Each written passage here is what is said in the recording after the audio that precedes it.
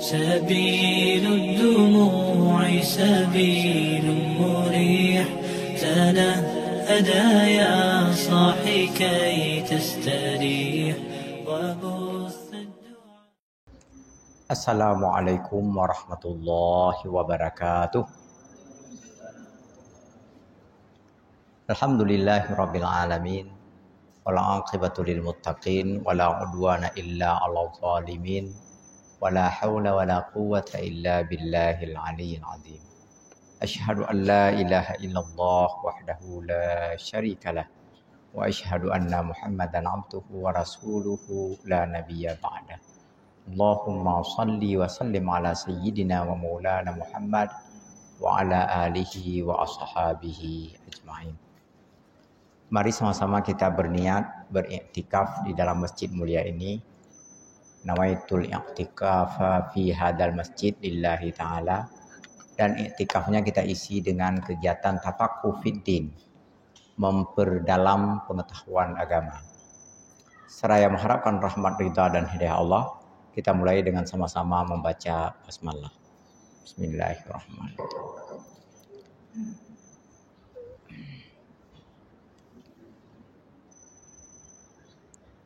Baiklah, malam ini kita lanjutkan pembacaan kitab ini.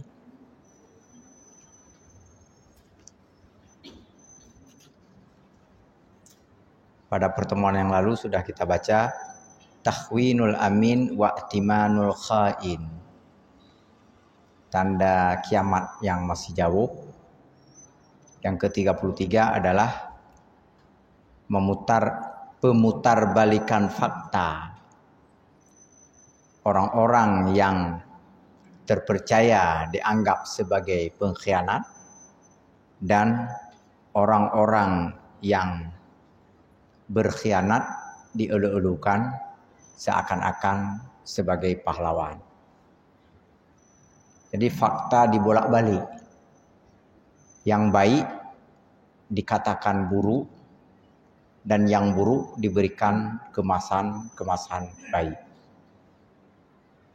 Lalu dilakukan penggiringan opini secara masif dengan memanfaatkan segala instrumen yang ada, segala sesuatu yang ada agar semua orang baik itu akan dianggap sebagai orang jahat.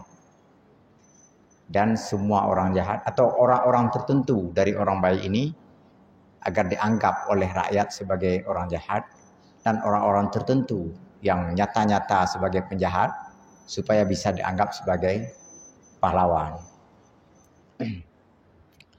Kita lanjutkan. Halakul wa'ul wa duhurut tahud. Halakul wa'ul, orang-orang cerdas itu berkurang jumlahnya. Lalu kemudian publik atau masyarakat mengelu-elukan orang yang pada dasarnya tidak cerdas. Bahasa ininya at-tahud. At-tahud itu apa ya? Dungu apa? Gitulah. Lemah akal. Jadi orang-orang cerdas sudah mulai berkurang satu persatu. Entah karena meninggal, entah karena tersisih dari sistem. Lalu muncullah orang-orang yang tidak memiliki nalar yang bagus, tidak memiliki akal yang bagus. Wa hadza min alamati saati ay yamuta asyrafun nas wa hukama'uhum wa uqala'uhum wa ulama'uhum. Tanda ini menunjukkan bahwa sebelum kiamat terjadi nanti orang-orang yang mulia, orang-orang terpandang, ahli hikmah, orang-orang bijak, uqala, orang-orang yang berakal, para pemikir, wa ulama'uhum, orang-orang yang memiliki banyak ilmu, itu banyak yang hilang, meninggal dunia. Summa yadharu badilun, kemudian muncul pengganti-pengganti mereka. Fayadhaharut tahud, wa hum juhalun nas wa ghawgha'uhum. Maka muncullah orang-orang dungu untuk menjadi pengganti tokoh-tokoh tadi. Asyrafun nas, orang yang mulia, orang terpandang. Hukama'uhum, orang-orang bijak. Uqala'uhum, para pemikir. Ulama'uhum, orang-orang berilmu. 4 macam orang ini hilang dari peredaran. Tapi masyarakat perlu tokoh. Maka muncullah orang-orang yang at-tahud, orang-orang dungu, wahum jihalun nas wa ghawgha'uhum. Orang-orang yang sebenarnya bodoh, tetapi tetap dielu-elukan, diletakkan atau diposisikan pada posisi pengganti para pemikir, para ulama tadi, para orang-orang bijak tadi.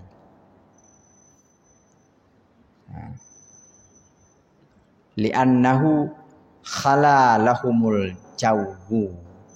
Kenapa bisa seperti itu? Karena orang-orang bodoh ini ya, punya finansial atau sekurang-kurangnya punya pengaruh, punya kekuatan. Pak Ibu, satu kali saya menyimak rekaman pidato yang ada pada orang lain sebelum ada teknologi Android ini.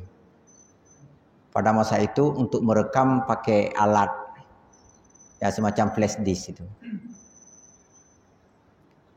Seseorang berpidato, dia rekam, sengaja diperdengarkan kepada saya rekamannya. Yang pidato orang lain, tokoh masyarakat. Diperdengarkan kepada saya. Apa isi pidatonya? Ya banyaklah. Ucapan terima kasih kami sampaikan kepada Ngo yang telah memberikan bantuan. Apalah Ngo ini? Rupanya NGO maksudnya. Dumnang. Waktu itu baru-baru tsunami kan. Banyak bantuan yang telah diberikan, disalurkan untuk Aceh, Nias. Diulang lagi ke saya. Apa? Nyana teks Ustaz. Ada teksnya itu. Sudah di teksnya itu sudah dibaca. Dia baca terus Ngo. Itu tokoh penting, tokoh sentral. Dia yang menentukan haru birunya Aceh waktu itu. Maksudnya memiliki peran penting di Aceh. Kenapa? Karena orang-orang bijak, orang-orang cerdas, orang-orang pandai itu sudah meninggal atau sudah tersisi. Nggak bisa masuk ke dalam sistem tersebut. Kita sering mendengar istilah paket C. Sekolah paket C. Lalu jadi bupati atau jadi wali kota, turun dari situ, berkah lagi bate masuk terus ke penjara. Kenapa? Karena nggak tahu dia apa yang dia tanda tangani. Begitu disodorkan, Pak teken, langsung teken terus dia, nggak ngerti dia apa konsekuensi, apa dampak, apa akibat dari tanda tangan yang dia berikan itu. Ini problem menjelang kiamat. Dan sekali lagi kita sudah mulai merasakannya. Kalau dulu ya jarang-jarang bisa seperti ini. Jarang-jarang kita melihat yang seperti ini. Tapi sekarang semakin nyata. Ada seorang teman saya, usil. Sengaja saya nggak mau tahu. Dia membuat daftar anggota legislatif dengan tingkat pendidikan masing-masing, dengan latar belakang pendidikan masing-masing. Si A, partai A, si B, partai B misalnya, atau si C, partai C. Lahir di ini, sekolah ini. Dia buat itu. Lalu diperhatikan pada saya, alah, kepunyan, saya bilang. Nggak mau tahu saya. Seandainya saya perhatikan baik-baik, mungkin sangat jelas data tersebut. Nah, inilah yang disebut dengan halakul wa'ul wa dhaharat tahud. Kita lanjutkan saja. Adamul mubalati bimasdaril mali min haramin au min halalin. Oh, ini sudah kita baca pada pertemuan yang lalu nih. Tidak peduli atau acuh tak acuh dengan sumber harta. Apakah berasal dari yang haram atau dari sumber yang halal. Ini sudah kita baca pada pertemuan yang lalu karena hadisnya bersambung kemarin. Di ujung hadisnya ini, la ya'tiyanna 'alan nasi zamanun la yubalil mar'u bima akhadal mal min halalin au min haramin.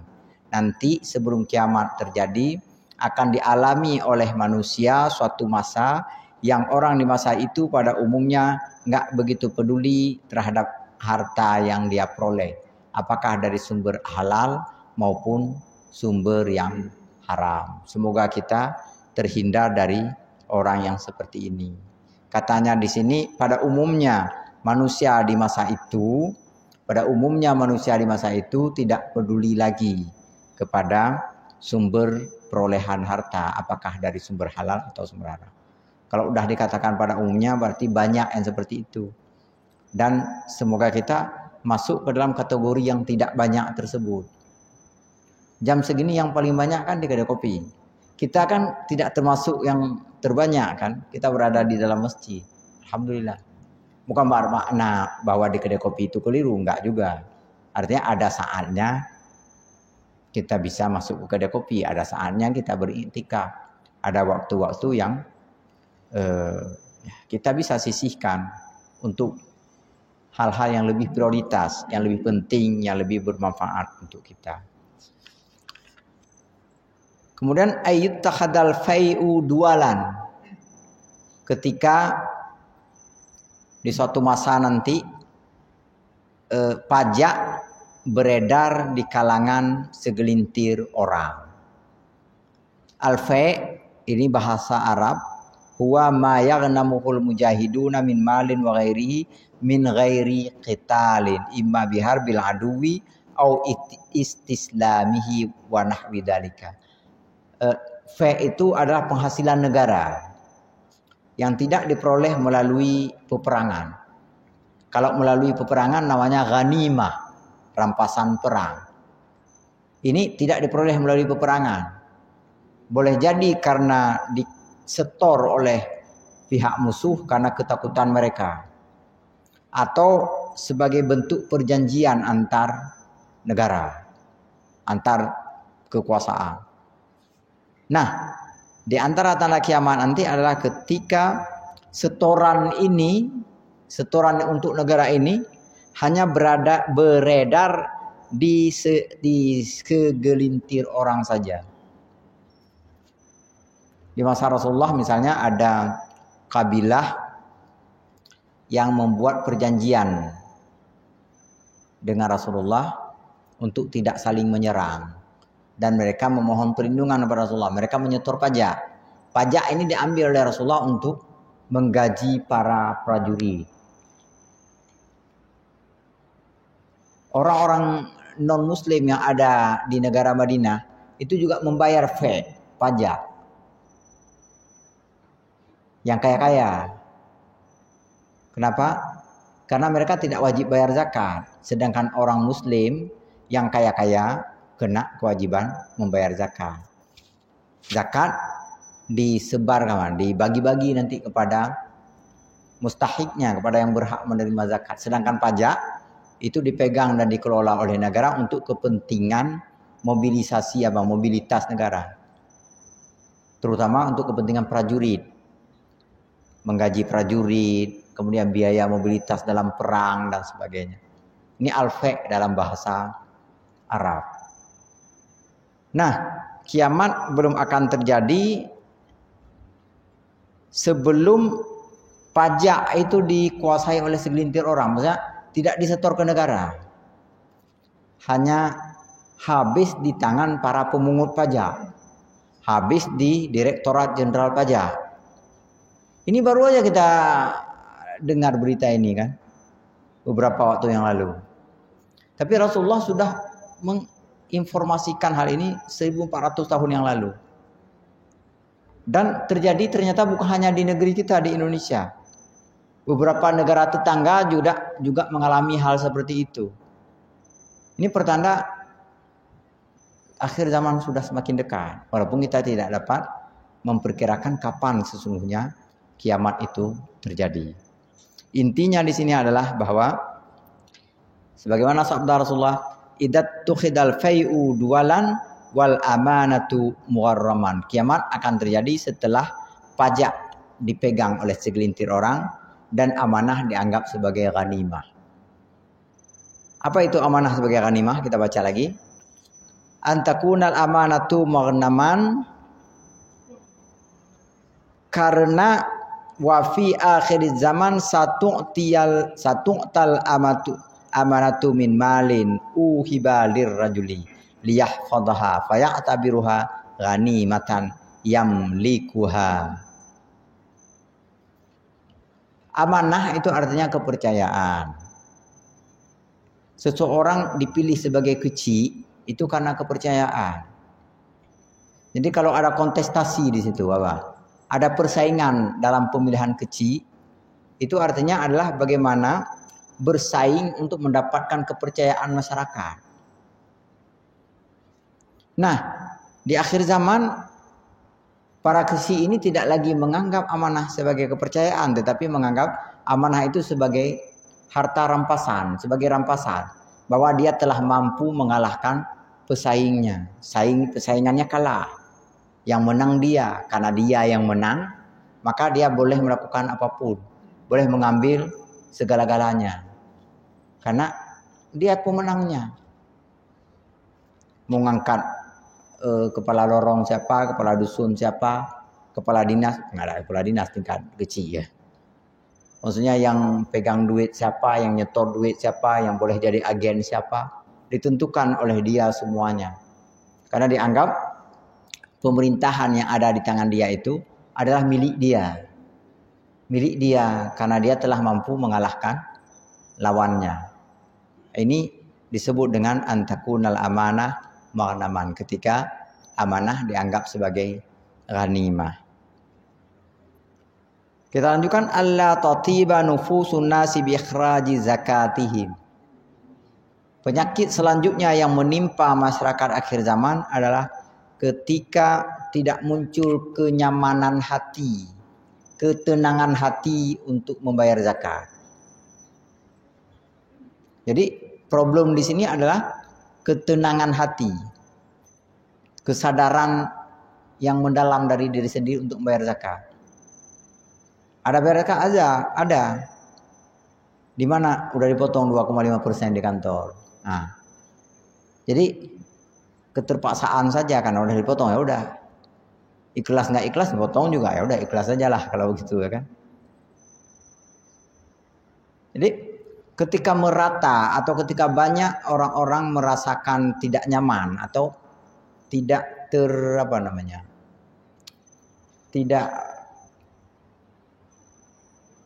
tidak merasa senang membayar zakat. Ada rasa malas membayar zakat. Ada rasa enggan membayar zakat. Nah, ini terjadi di akhir zaman.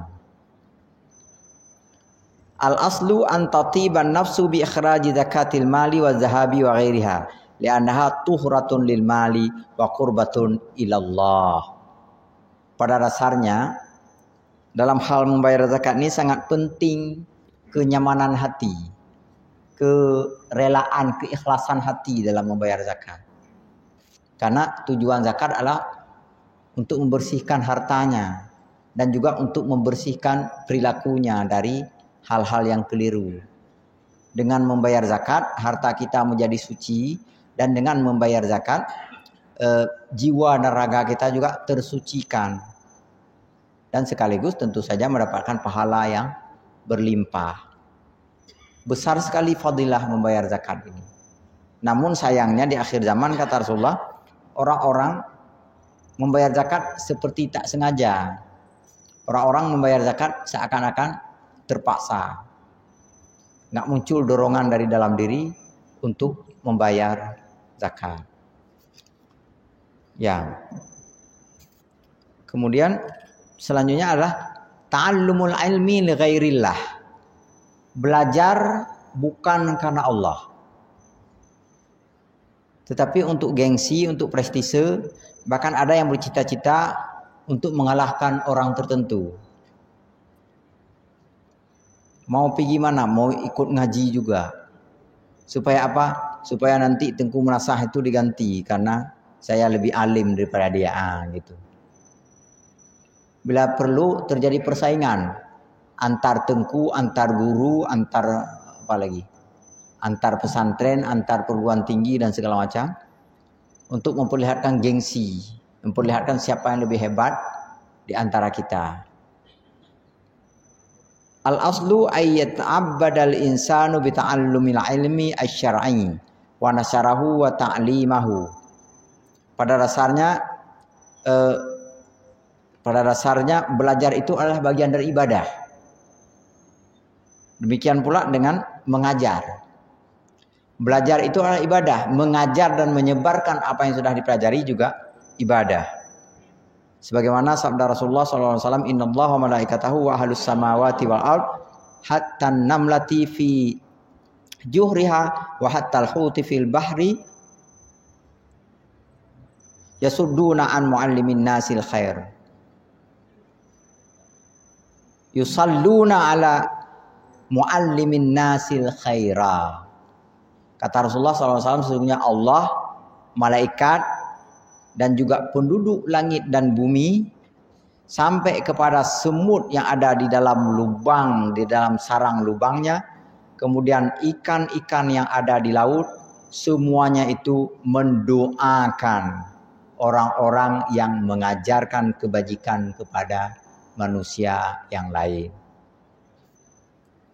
Manusia-manusia yang ada di sekitar kita, kita ajarkan semampu kita. Maka kita akan mendapatkan doa, salawat dari Allah, dari para malaikat, seluruh penduduk langit, kemudian juga seluruh penduduk bumi.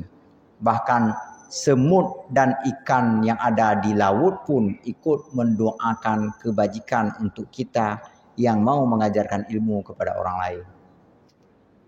Jadi belajar ilmu sekali lagi bukan untuk mencapai gengsi, untuk memperoleh gelar dan titel, untuk mendapatkan pengakuan dan legitimasi dan sebagainya.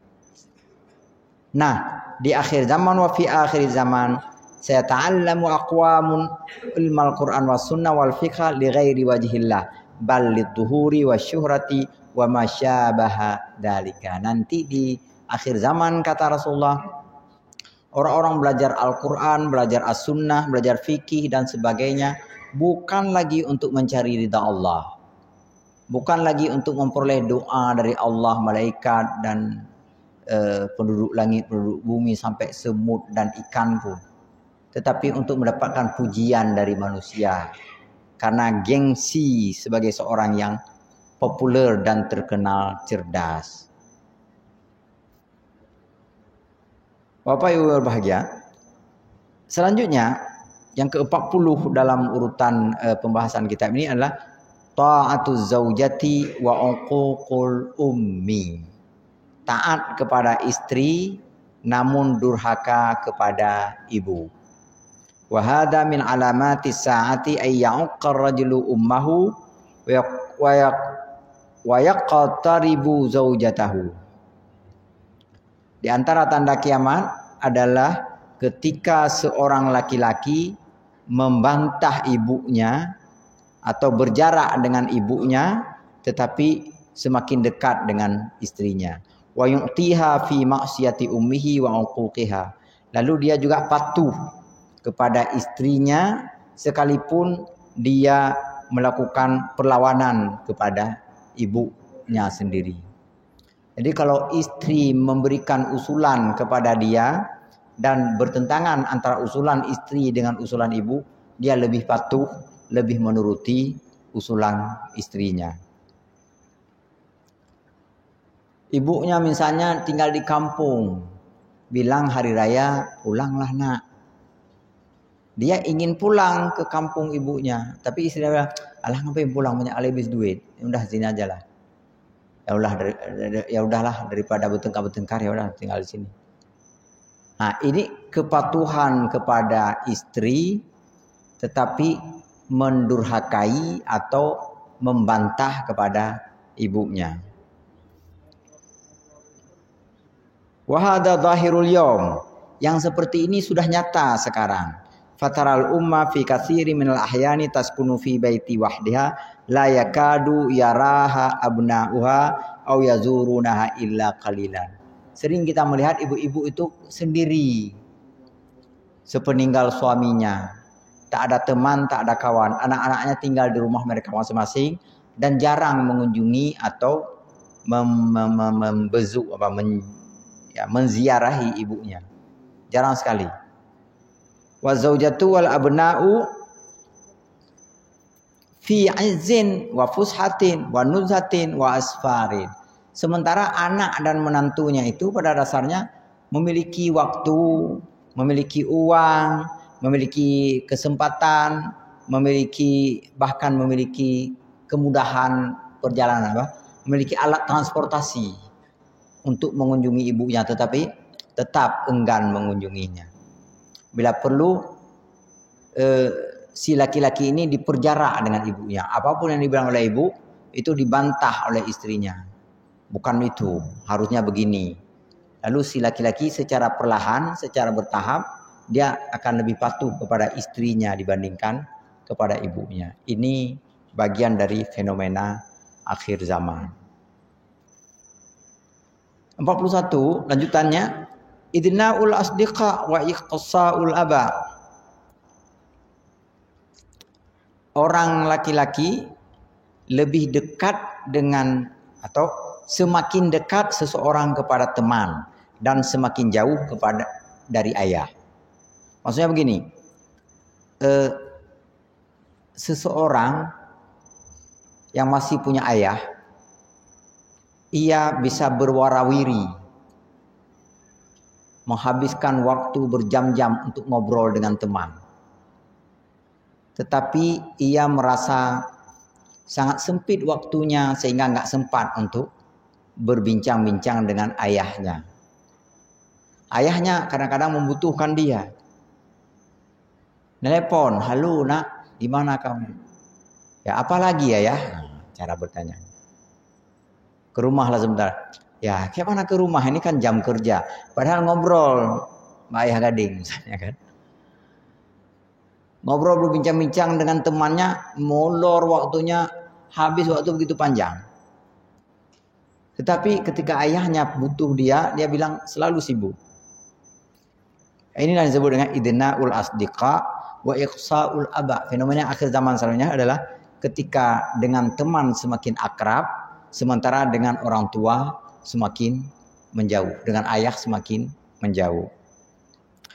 Wa hadza min amarati saati aidan wa minal uquq. Ini juga termasuk bagian dari kedurhakaan di akhir zaman. Wa huwa an takunal mujalasata wal muannasata wal ibtihada lil asdiqa waz zumala wa yuhmalul aba. Yaitu ketika orang-orang memiliki waktu yang sangat panjang untuk berbincang dengan teman-temannya dan mengaku tidak pernah punya waktu untuk membersamai ayahnya. Bukan persoalan sibuk bekerja, tapi lagi-lagi ini dibuat bandingan antara dua hal. Bersama teman bisa main domino, bersama teman bisa ngobrol, bersama teman bisa warawiri, bisa habis waktu berjam-jam. Sementara bersama ayah dia batasi waktu, bahkan dia mengaku tidak punya kesempatan, tidak punya waktu.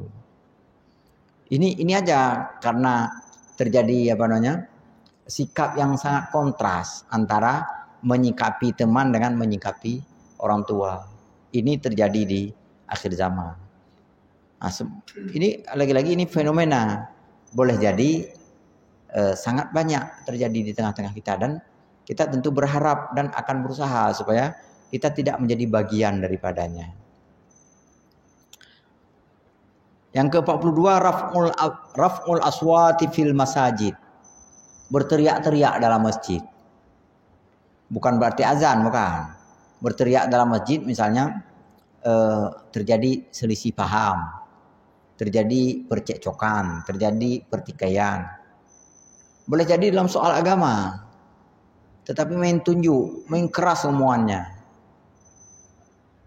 Ada imam misalnya tak baca kunut, dia meyakini mesti baca kunut, marah. Atau sebaliknya, ada imam yang baca kunut, dalam keyakinan dia masjid ini nggak baca kunut, marah.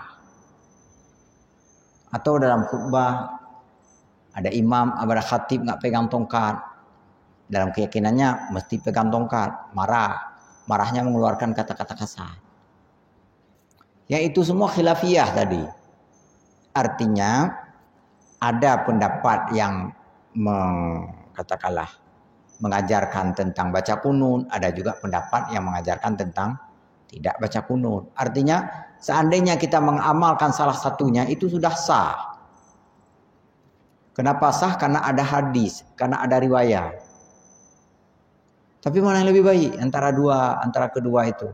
Yang lebih baik adalah apa yang sudah terbiasa kita laksanakan. Ada kenyamanan, ada ketentraman, ada ketenangan hati dalam beribadah, itu yang terbaik. Kalau di masjid ini misalnya khatibnya pegang tongkat, lalu lanjutkan dengan tongkatnya itu. Atau kalau di masjid ini biasanya imam membaca kunut salat subuh, lanjutkan pembacaannya supaya terbiasa, supaya nyaman dengan keterbiasaan itu. Kalau masjid ini gonta-ganti, hari ini baca, besok enggak, lusa baca, lusanya lagi enggak, misal nih. Senin baca, Selasa enggak, Rabu baca, Kamis enggak misalnya. Maka lanjutkan dengan selang-seling yang seperti itu. Supaya terasa nyaman. Itu yang baik. Bapak Ibu yang berbahagia, intinya adalah seandainya tetap tidak sepaham antara sesama jamaah, antara jamaah dengan pengurus dan sebagainya, maka di dalam masjid tidak boleh bertengkar, tidak boleh bertikai, tidak boleh bersuara keras, saling menyalahkan. Karena Rasulullah mengatakan itulah di antara tanda kiamat. Raf'ul aswati fil masjid. Sekali lagi ini udah mulai terasa kita sekarang walaupun belum begitu banyak. 43. Siyadatul fasaq alal qabail. Kelompok-kelompok masyarakat dikuasai atau dipimpin oleh pelaku-pelaku kejahatan. Kelompok masyarakat di sini bisa jadi kalau kita sekarang ya pemerintah di tingkat kampung, ada kecilnya. Pernah seseorang ketika saya berkunjung ke sebuah kota, ada seseorang yang saya kenal di kota itu. Pernah mengikuti beberapa kegiatan di Banda Aceh. Dia menceritakan tentang terpilihnya pengedar narkoba sebagai kecil kampung dia. Saya beristighfar, bukan beristighfar, membaca innalillahi wa inna ilaihi raji'un. Kalau mati Ustaz, entah udah dia. Ya, maksudnya akan segera mengalami kematian kalian dengan kondisi seperti ini. Terpilih kecil pengedar narkoba. Saya perkirakan dalam tempo tidak lama lagi, ya mungkin hampir semua warga di sini tenggen. Tetapi menghasut dia supaya menjatuhkan kecil kan salah juga kan? Karena terpilih secara demokratis. Disinilah demokrasi menjadi ibarat si malakama. Kita makan mati ayah, tak dimakan mati mak. Kata orang Cina, dijual aja katanya. Maksudnya, kalau misalnya dijatuhkan berarti kan tidak demokratis. Tapi problemnya kenapa dia bisa terpilih? Boleh jadi karena ada sogok menyogok. Dan boleh jadi juga yang lain sogok menyogok. Dia yang terpilih. Tetapi Bapak Ibu berbahagia, dalam kondisi ini, dalam situasi ini, ada hadis Rasulullah SAW. Hadis sahih. Beliau bersabda begini, kama takunu yuwalla alaikum. Bagaimana keadaan kalian, maka seperti itulah pemimpin yang dipilih oleh Allah untuk kalian. Kalau kalian penyuka narkoba, maka Allah akan angkat pengedar narkoba untuk menjadi pemimpin kalian. Kalau kalian misalnya suka nipu atau suka ditipu, maka pemimpin yang dipilih untuk kalian adalah yang suka menipu dan suka ditipu juga. Akhirnya saling tipu-tipuan. Yang menipu merasa sukses menipu orang lain, yang kena tipu juga merasa sukses menipu orang lain. Masing-masing bertepuk tangan. Waktu ketemu tetap saling senyum-senyuman. Dalam hati kena bengut. Udah kena tipu kau. Dia juga bilang itu, nah kau kena tipu. Ini problemnya. Jadi sekali lagi kama takunu yuwalla alaikum. Bagaimana keadaan kalian, maka seperti itulah pemimpin yang diangkat untuk kalian. Ini fenomena yang berangkat dari persoalan demokrasi tadi. Ketika one man one vote, semua orang mempunyai satu hak suara untuk menentukan pemimpin, maka mana yang terbanyak di antara masyarakat itu? Kalau yang terbanyak mereka memiliki keinginan dan kemauan seperti si A, maka terpilihlah si A.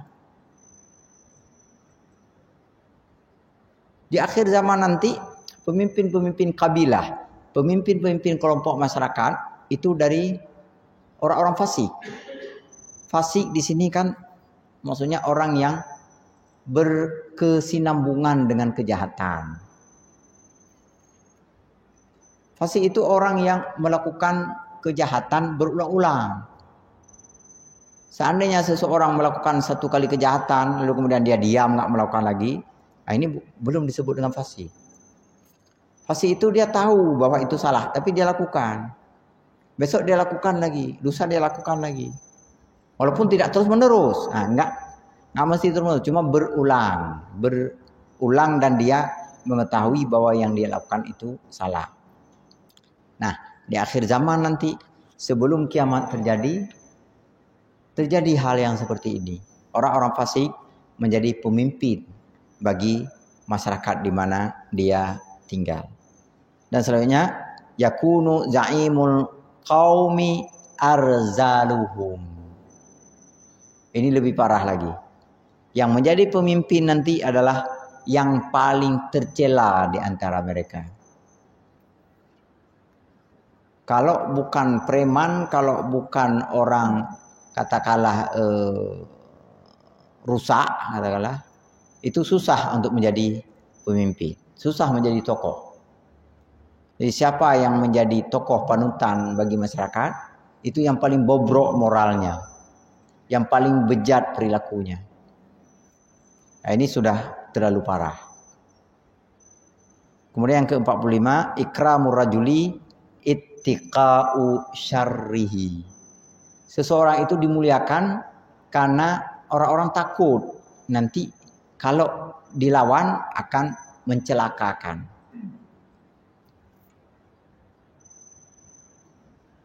Orang-orang dimuliakan bukan karena kemuliaan orang tersebut, bukan karena kelebihan dan keutamaan yang dimilikinya, tetapi karena ia ditakuti seandainya tidak kita muliakan akan berdampak buruk kepada kita. Dalam perdagangan misalnya, kalau kita tidak muliakan orang tersebut, mungkin kita tidak mendapatkan jatah penjualan barang tertentu misalnya. Kalau dalam pemerintahan mungkin kita kalau tidak menghormatinya karir kita terhambat. Padahal udah jelas-jelas salah. Padahal jelas-jelas yang dilakukan itu tidak benar. Tetapi begitulah karena ketakutan kita kepadanya sehingga membuat kita tunduk. Nah, ini sekali lagi ikramur rajuli itqa'u syarrihi.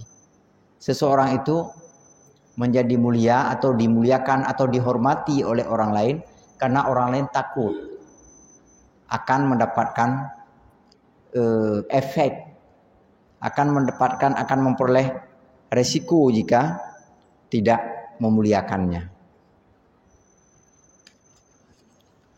Kemudian ini ada 4 nomor 46, 47, 48, 49 istihlalul hirri wal harir wal khafri wal ma'azif. Ada 4 ini dalam satu hadis, yaitu menghalalkan perhiasan emas, kemudian sutra, kemudian khamar, kemudian alat musik. Mengenai alat musik nanti terjadi perbedaan pendapat memang. Tapi ini disebutkan dalam satu rangkaian hadis Rasulullah SAW. Liyakunanna min ummati aqwamun yastahillunal hirar wal harir wal khamar wal ma'azif. Akan terjadi pada umatku nanti sebelum kiamat, mereka menghalalkan emas untuk dipakai oleh orang laki-laki. Kemudian mereka menghalalkan sutra dipakai oleh orang laki-laki. Setelah itu mereka menghalalkan minum-minuman khamar dengan berbagai alasan. Dan setelah itu mereka menghalalkan musik, ma'azif. Bapak Ibu berbahagia, mengenai perhiasan emas kita sudah meyakininya. Orang laki-laki memang diharamkan menggunakan perhiasan emas. Bukan hanya karena akan mirip cewek, akan mirip perempuan, tetapi memang nas secara syar'i melarang hal itu. Dan setelah diteliti ternyata memang berdampak buruk bagi tubuh dan darah seorang laki-laki jika bersentuhan dengan emas dalam waktu yang sangat lama. Kemudian yang kedua, mengenai sutra. Sutra yang asli itu juga dilarang dikenakan oleh laki-laki. Sutra yang dari ulat sutra itu, yang kainnya mahal itu, yang lembut sekali itu, dilarang dikenakan oleh laki-laki. Itu juga ada nasnya, ada hadis secara khusus melarang hal itu. Di samping juga menyerupai perempuan. Kainnya itu seperti kain perempuan, lembut, begitu lengket di badan dan sebagainya. Kemudian yang ketiga, khamar. Ini juga tegas sebagai minuman yang diharamkan karena dapat memabukkan dan sebagainya. Sedangkan alat musik di sini diistilahkan dengan ma'azif. Mengapa alat musik itu dilarang? Mu'azif itu adalah gendang yang dipukul oleh tukang sihir untuk membuat mereka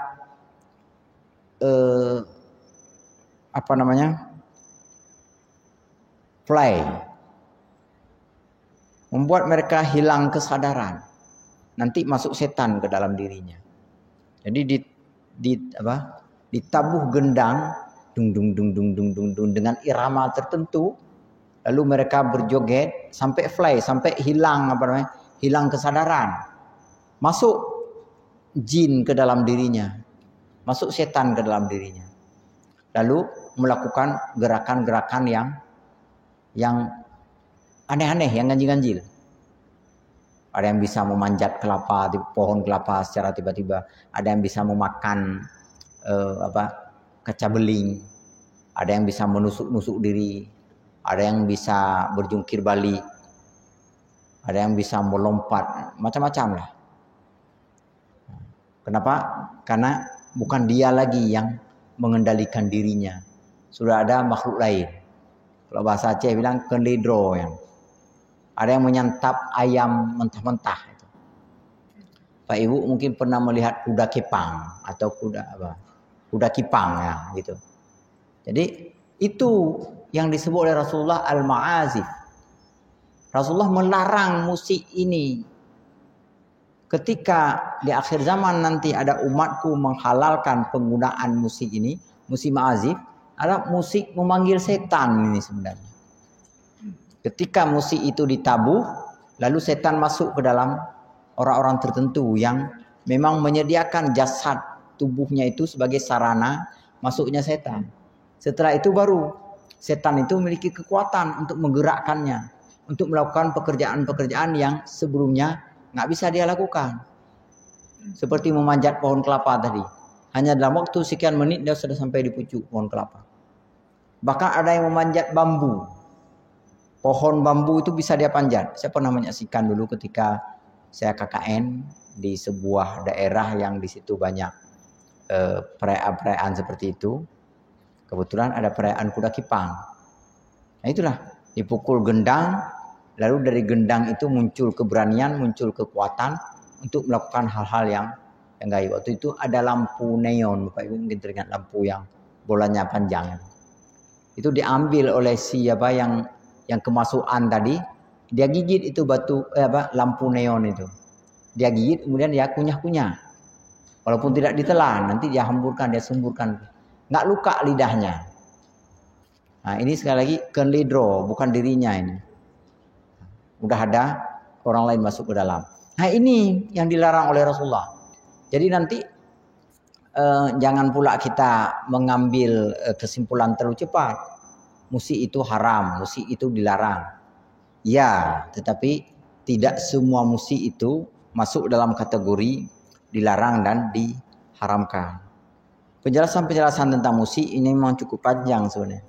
Ada juga para ulama yang mengatakan makruh karena bisa melalaikan. Ada juga ulama mengatakan ya dekat-dekat ke haram karena memuja-muja sesuatu selain Allah dan sebagainya. Tapi intinya yang disebut dengan ma'azif yang merupakan tanda kiamat ketika dihalalkan oleh masyarakat akhir zaman karena ma'azif itu dapat menimbulkan dapat memanggil setan masuk ke dalam diri seseorang sehingga mengalami kemasukan, kemudian melakukan gerakan-gerakan yang ganjil dan berbeda dari biasanya. Baik ibu berbahagia, demikian pembahasan kita malam ini. Lebih kurang saya mohon maaf. Semoga Allah meridai i'tikaf dan tafaqquh fi din kita. Semoga kita berkesempatan untuk melanjutkan di pertemuan-pertemuan mendatang. Semoga Allah beri kesehatan untuk saya dan untuk kita semua.